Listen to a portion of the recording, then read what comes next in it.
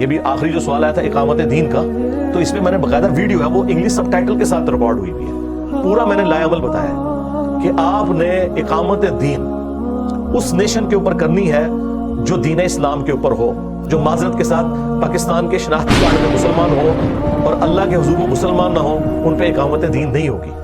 یعنی اگر آپ مجھے کہیں کہ میں کسی کرسچن کے علاقے میں جا کے اقامت دین کر دوں تو آپ کیا کریں گے؟ ان پہ اسلامی سزائیں نافذ کر دیں گے، اوپر کو خلیفۃ المسلمین بٹھائیں گے، یا پہلے انہیں اسلام کی دعوت دے کے اسلام میں داخل کریں گے؟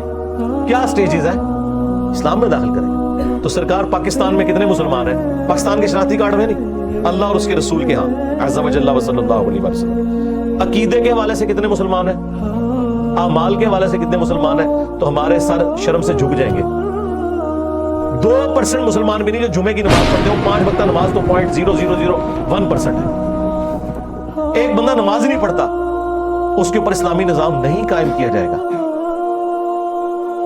اسی لیے ڈاکٹر سراج صاحب نے باقاعدہ جو منہج انقلاب نبوی کے اوپر کتاب لکھی، وہ اپنے ان کے لیکچرز تھے جو کتابی شکل میں باقاعدہ انہوں نے اس پورا ایک لائے عمل دیا۔ پھر ایک کتاب انہوں نے لکھی اپنی وفات سے کچھ عرصہ پہلے، پاکستان میں نظام خلافت کیا، کیوں اور کیسے، اس میں بھی ان کے لیکچرز کو ریٹن فارم میں لائے گئے۔ انہوں نے باقاعدہ وہ ترتیب جس طرح نبی الاسلام جس پیٹرن کے اوپر چلے تھے کہ آپ نے دعوت دینی ہے، عقیدے کی اصلاح کرنی ہے، پھر مسلمانوں کی ایک جماعت پروڈیوس ہوگی، اور پھر اس طریقے سے۔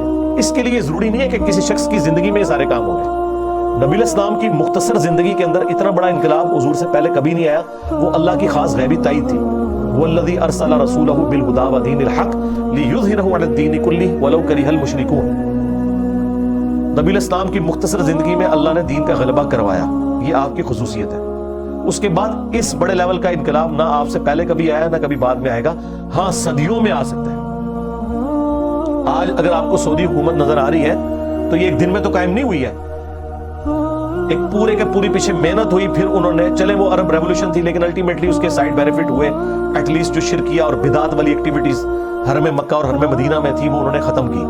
اس میں کچھ چیزیں مس ہینڈل بھی ضرور ہوئی ہیں ان سے، لیکن اوورآل انہوں نے ایک اسے دوبارہ سے توحید کے حوالے سے اسٹیبلش کیا ہے۔ تو ایک دن میں تو نہیں ہوا میرے بھائی، 200-250 سال لگے ہیں، مختلف سٹیجز کے اندر یہ معاملات ہوئے ہیں، تو یہ اتنا آسان کام نہیں ہوتا۔ تو بہرحال ہم تو اسی کام کو لے کے چل رہے ہیں، لیکن اگر خلافت یا دین کا قیام یہ ہے کہ آپ نے ڈنڈے اٹھا کے تو GHQ پہ حملہ کر دینا ہے، جا کے پاکستان کی پارلیمنٹ میں چڑھ دوڑنا ہے، تو آپ سے پہلے آپ سے زیادہ ڈیڈیکیٹڈ لوگ یہ کام کر چکے ہیں۔ خان صاحب نے 2014 میں دھرنے دیے، کنٹینر کھڑا کیا، کچھ نکلا اس میں سے؟